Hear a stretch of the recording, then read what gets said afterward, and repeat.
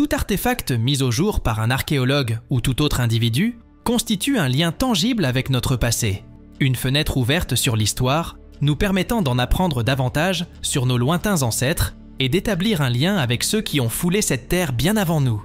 C'est cette fascination qui nous unit à l'histoire. Nous espérons que vous trouverez cette vidéo aussi captivante que nous l'avons trouvée en la réalisant pour vous. Emmaberg, dans le sud de l'Autriche, séduit les visiteurs pour maintes raisons, qu'il s'agisse de ses églises rupestres, de ses sources thermales aux vertus reconnues ou encore de ses découvertes archéologiques énigmatiques. Parmi les trésors exhumés à Emmaberg, les chercheurs ont mis au jour une sépulture datant du début du Moyen Âge qui recelait une tombe singulière. Elle renfermait les restes d'un homme ayant vécu au VIe siècle après Jésus-Christ et se distinguait par une particularité, une prothèse remplaçant son pied et sa cheville gauche. Si le squelette était presque intact, il manquait ce membre remplacé. Les vestiges archéologiques attestent que l'homme a recouru aux prothèses depuis des millénaires, comme en témoignent certaines momies égyptiennes ou des sépultures romaines. La prothèse de Emmaberg, vieille d'environ 1500 ans, s'est dégradée avec le temps, ne laissant qu'un anneau de fer et des marques sombres sur les os de la jambe, témoin possible d'une gaine en cuir ayant maintenu l'appareil. La rareté des prothèses dans les archives archéologiques pourrait être imputée aux difficultés à survivre aux amputations à une époque dépourvue d'antibiotiques. Cette amputation et l'usage d'une prothèse éclairent sur les pratiques médicales anciennes et la capacité de résilience des individus face aux épreuves physiques. Avant de continuer, n'oubliez pas de vous abonner et de laisser votre like, votre contribution est très importante pour nous.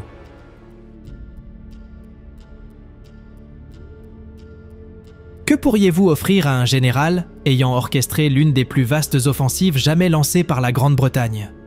Si vous vous inspiriez des Romains d'antan, peut-être lui offririez-vous une main en bronze massif, semblable à celle retrouvée près du mur d'Adrien en 2018.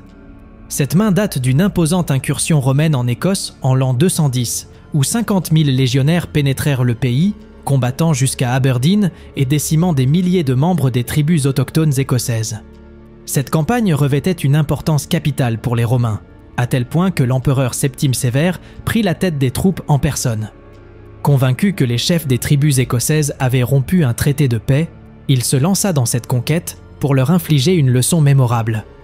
On ignore si cette main a été abandonnée par inadvertance ou intentionnellement enfouie en hommage aux divinités romaines de la guerre après la bataille.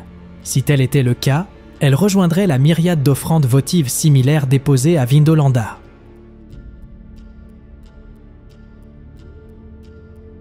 Lors des fouilles récentes de la station au fort romain de Vindolanda, et oui nous revoilà à Vindolanda, des archéologues bénévoles ont mis à jour une trouvaille exceptionnelle, une phalaire d'argent ornée de l'effigie de Méduse.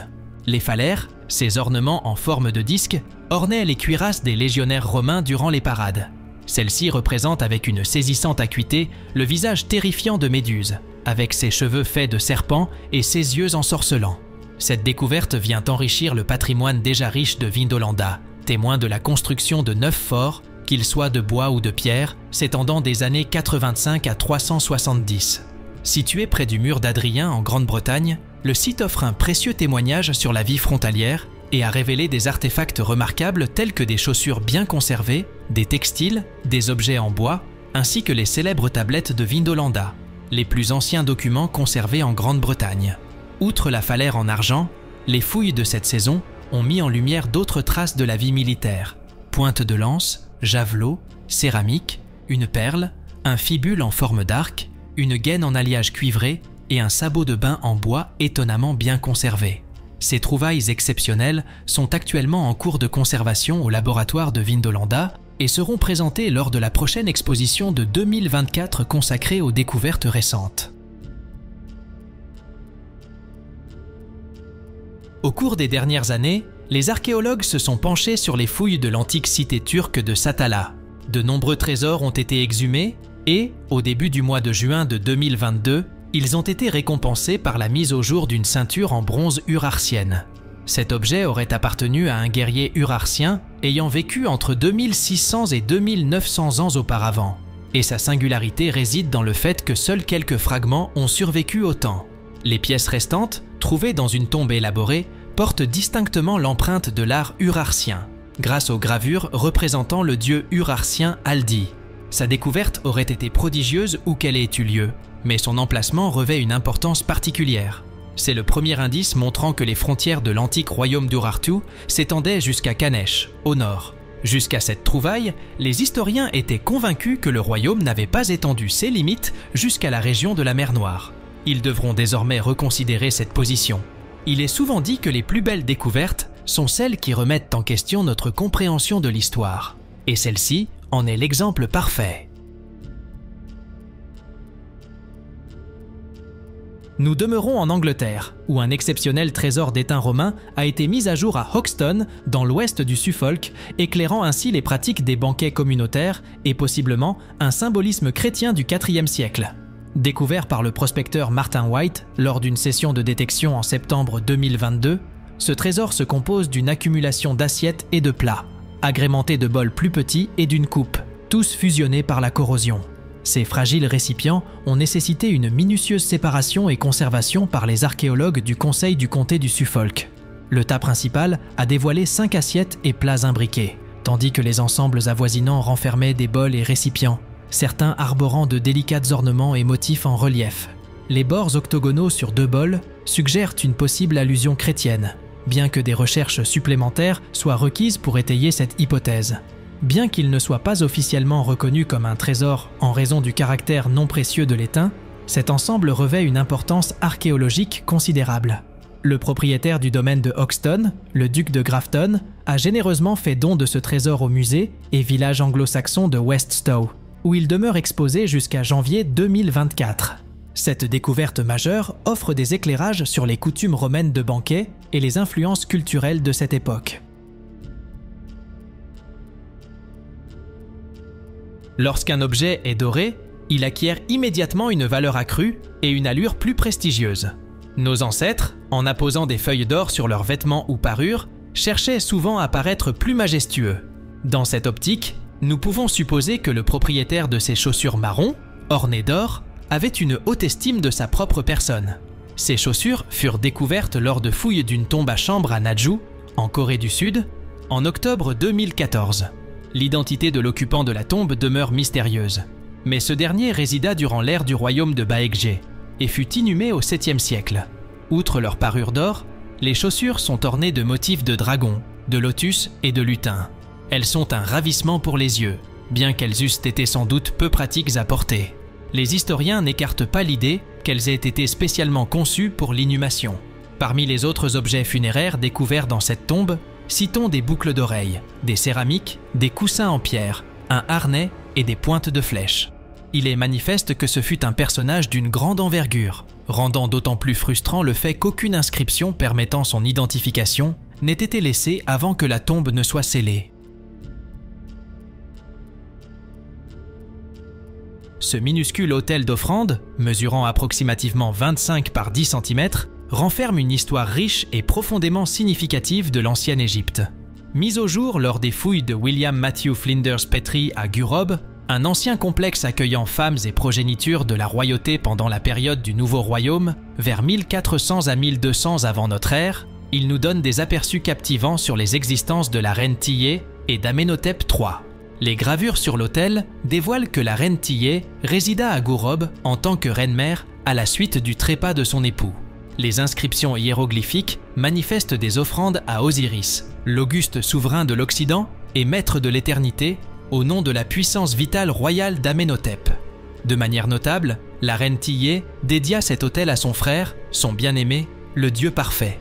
Cet objet emblématique éclaire les croyances et traditions spirituelles de cette époque, symbolisant également la perpétuelle présence de la puissance vitale royale d'Amenhotep III à travers sa consort encore en vie. Découvert à Gurob, cet autel d'offrande sert de lien tangible au monde fascinant de l'ancienne Égypte et aux relations intriquées entre mortels et divinités, nous rappelant combien demeure encore méconnu de la religion égyptienne antique. Imaginez, dans les corridors feutrés d'un musée, un objet saisissant sollicite votre regard. Une cape écarlate de 2 mètres d'envergure, entièrement façonnée de plumes d'oiseaux. En s'approchant, on distingue qu'elle a été minutieusement élaborée, liant des milliers de plumes individuelles avec un fin cordon, créant ainsi une trame dense mais souple. L'étiquette indique qu'il s'agit d'une cape de plume tupinamba du XVIIe siècle, originaire du Brésil, façonnée par des autochtones à partir de plumes et de fibres végétales. Cependant, l'information divulguée demeure singulièrement évasive par rapport aux œuvres occidentales. Seules 11 de ces capes, des XVIe et XVIIe siècles, subsistent à ce jour, toutes conservées dans des collections européennes. Ces artefacts remarquables éveillent des interrogations captivantes sur leur fonction, la perception du peuple tupinamba, leur cheminement vers l'Europe et l'environnement muséal idoine pour elles. Les observateurs européens de l'époque dépeignaient ces objets en plumes comme des atours somptueux pour des événements distingués et des joutes. Toutefois, des études contemporaines postulent que les tupinamba percevaient ces capes de plumes dans un cadre religieux et chamanique, envisageant les oiseaux comme des entités sacrées reliant les mondes tangibles et impalpables. Pour les tupinamba, revêtir de tels atours les métamorphosait en créatures aviaires, invoquant des énergies puissantes au travers de rites. La valeur intrinsèque de la cape ne résidait pas uniquement dans son raffinement artisanal, mais aussi dans son usage rituel et les relations complexes entre hommes, animaux et le cosmos. Les pions d'échecs de Charlemagne constituent un précieux ensemble de pièces d'ivoire datant du XIe siècle, préservées à Paris en France. À l'origine composées de 30 pièces, seules 16 d'entre elles ont survécu depuis la Révolution française. Conjuguées avec les pièces d'échecs de Lewis, elles sont tenues en estime parmi les plus notables ensembles médiévaux d'échecs du globe. Ces figures admirablement préservées offrent une fenêtre sur le haut Moyen-Âge. Selon la légende, ces pions furent un don du calife Haroun al-Rachid à Charlemagne, bien qu'elles aient été en réalité façonnées bien plus tard.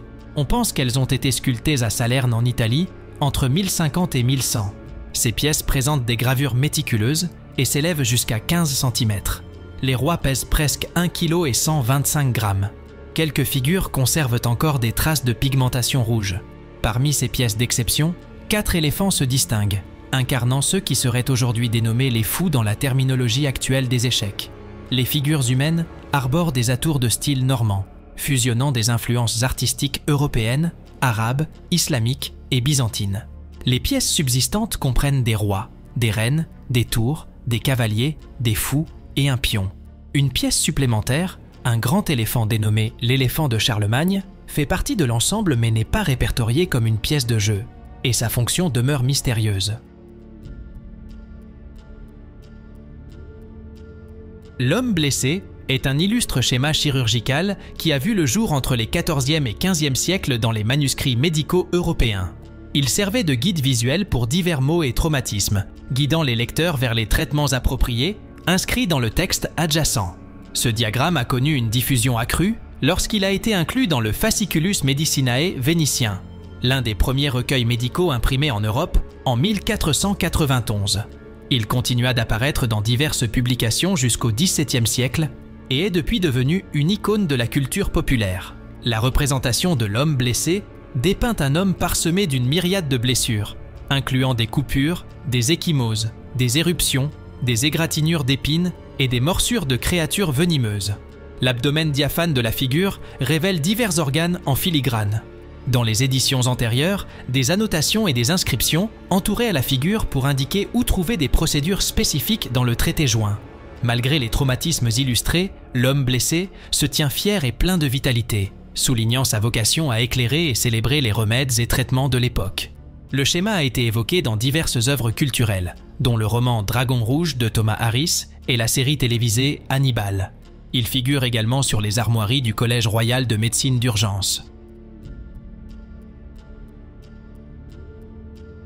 Parfois, nous prétendons sur cette chaîne qu'on ne sait jamais ce qu'on peut découvrir dans son propre jardin. Et cette trouvaille incarne à merveille cette maxime. En mars de 2022, Mark Lake mit au jour un ancien bâton de guerre de la tribu des Coast Salish dans le jardin de sa demeure à Royston, sur l'île de Vancouver. À première vue, il le prit pour un simple morceau de bois émergeant de sous son érable. Toutefois, des amis éclairés l'encouragèrent à présenter l'objet à la chef Nicole Rampel de la nation Comox. C'est alors que la réalité fut dévoilée. Il s'agit du seul artefact de ce type jamais découvert en parfait état. Plus que de bois, le bâton est sculpté dans une pierre tendre. L'âge précis de cet objet demeure incertain, Mais le peuple Salish occupe la Colombie-Britannique depuis près de 10 000 ans. Il y a aujourd'hui approximativement 25 000 d'entre eux, mais la connaissance de leur histoire et culture a majoritairement été transmise de bouche à oreille, avec de rares documents écrits ou artefacts historiques pour relier les Salish contemporains à leurs illustres ancêtres. Ce bâton est un témoignage, bien qu'essentiel, de leur riche passé. En juillet de 2020, un étudiant norvégien en archéologie, lors d'une sortie sur le terrain avec son superviseur, découvrit la première preuve d'un lointain comptoir commercial viking dans le pays, poussant les historiens norvégiens à réévaluer l'histoire viking de leur nation. L'existence de ce comptoir jusque-là insoupçonné à Tjeldsund est attestée par des monnaies, des bijoux, de l'argent, de l'or et des objets provenant d'Asie, de Finlande et des îles britanniques. Sur place, ils ont même découvert quelques pièces arabes, renforçant la notion de l'immense étendue des voyages et échanges vikings. Le nord de la Norvège n'est pas traditionnellement perçu comme un foyer majeur de l'activité viking, cependant, celui-ci était manifestement un centre commercial de premier plan au IXe siècle. Des traces de centres agricoles et de pêche vikings ont été retrouvées dans d'autres zones du nord norvégien, mais celles-ci semblent être situées plus à l'ouest et datent de bien après. Ce nouveau site, nommé Sandtorg, se positionne comme le point commercial le plus ancien connu de tout le nord du pays, et toute compréhension des interactions commerciales vikings dans la région doit être révisée. Il est possible que les Vikings qui ont par la suite colonisé la France et les îles britanniques soient partis précisément de ce lieu. Pour demeurer à la pointe de l'actualité et ne rien manquer de nos contenus exclusifs, abonnez-vous à notre chaîne et activez la cloche de notification. Votre audience revêt pour nous une importance capitale. Nous vous remercions infiniment pour votre écoute.